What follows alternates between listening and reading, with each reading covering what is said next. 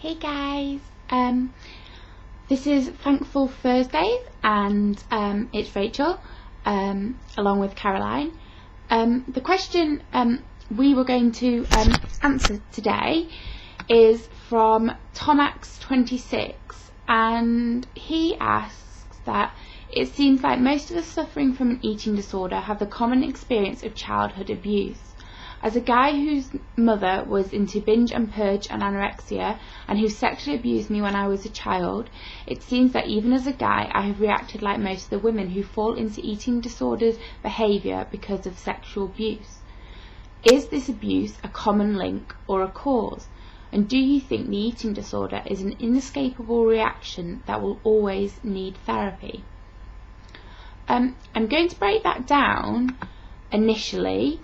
And I'm going to try and first of all just explain that what I talk about here now is my experience of sexual abuse and anorexia, and also possibly touch on some experiences from other friends that I have, and really just do this from my experience. And I'm not saying that what I necessarily say is correct or completely accurate. I sort of feel like I need to say that as a type of disclaimer, and any form of conclusions that I come to will very much be from how I've experienced this.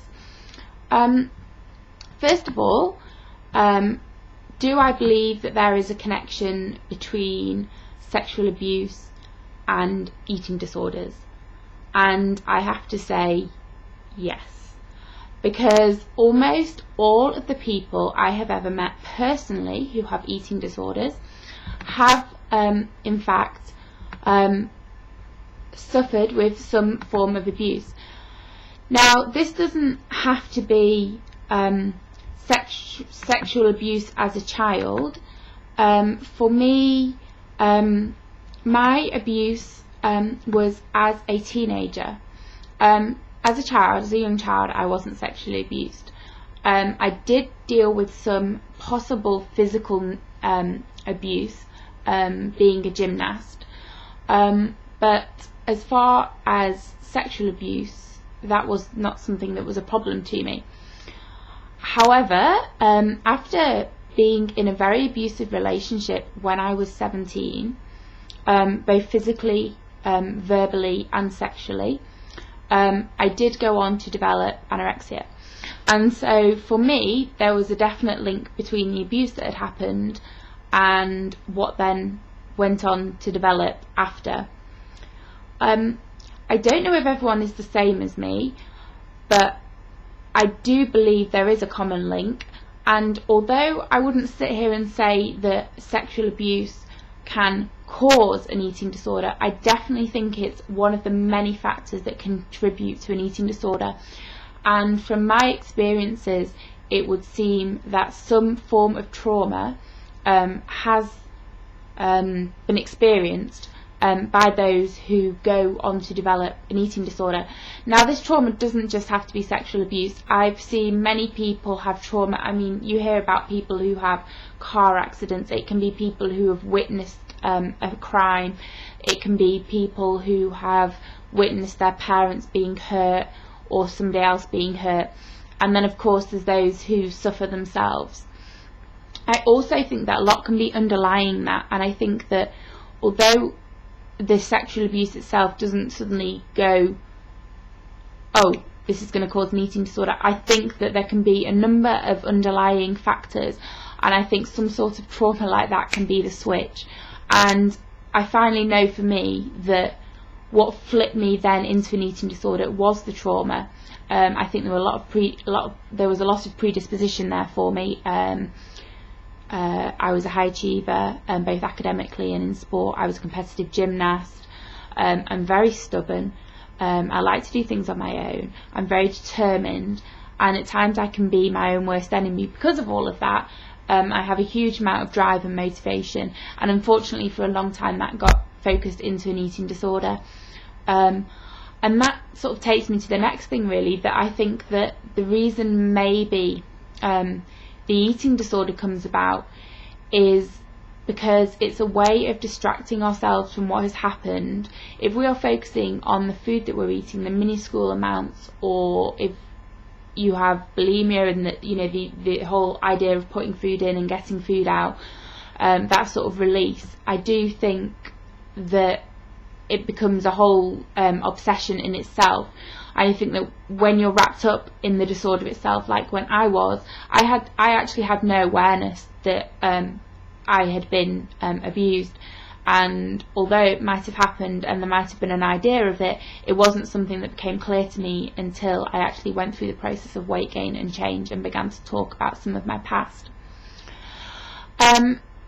So what else do I think it's due to? I think eating disorders and sexual abuse can go hand in hand because they're about the body.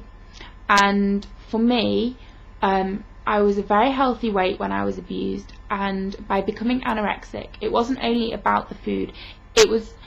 Although it was about the food initially, I didn't set out to lose weight, but what I think I wanted to do was get rid of myself. And so, that whole idea of disappearing got wrapped up in weight loss. So it wasn't like I want to be thin, I want to be thinner, although it did become about that. It was much more about, I can't have this body. I didn't want flesh. I didn't want parts of me that could be touched and could be hurt. And I thought I'd be a hell of a lot safer if I was containing myself. And now I know for some people that containment comes through various eating disorders, whether that can be compulsive overeating, bulimia, anorexia, or all the other forms of eating disorder that exist. I think for me it was anorexia because it was about controlling the boundaries of my body. It was very much about what went in and what came out, and staying very underweight for a long time because I didn't want to be sexually attractive. I didn't want men looking at me. I very much wanted to hide away. So I don't know whether that's the case as a guy who has an eating disorder. I can very much believe that Tomax, when you're talking about your eating disorder, that is for you a way of dealing with your body as well, which was also which was molested by your mother. And I think that the eating disorders do have that in common, that a lot of it is about the body and the body's boundaries and control, and knowing that this is our body and we own that body. And if we are making it smaller, making it bigger, controlling what goes in and out of it, it gives us a sense of control over something that was taken from us. Our bodies were taken from us, they were used and they were hurt, and we had no control over what was happening to us. So in turn we flip it back on ourselves and we try to contain and take charge of that body. As therapy, as far as therapy goes, yes, I do believe that to enable yourself to fully move on from an eating disorder, that a form of therapy is necessary. Now, therapy doesn't have to be what we think of therapy in the traditional sense. It doesn't have to be, I go and see my therapist every week, I do CBT, I do DBT, I'm in psychotherapy. I think it has to really be about you. And if your way of expressing yourself and exploring yourself is through written work, if it's through artwork, that itself is a form of therapy. And, from a very personal perspective, having been abused as a teenager, yes, I've needed therapy. I've needed therapy to help me recover from my eating disorder, but I've also needed therapy to help me talk about that past and talk about those issues and where some of those issues with my body and food stemmed from. So in that response, I would recommend therapy. And I think for me it was far more about trusting somebody. It didn't matter what my current therapist, to me it doesn't particularly what she specialises in, it's more the connection that we have. But if you've got that connection with your friends and all of that, then that's a really great thing as well, and that's a form of therapy. But I do think it is helpful to have somebody who is a professional, who you can sort of offload to and who can give you an objective perspective. Anyway, I hope I've managed to answer the question there. And you know, if you have any more questions, please don't hesitate to either contact me on my own page or contact me here, and I'll try and get back to you. Okay guys, thanks, bye.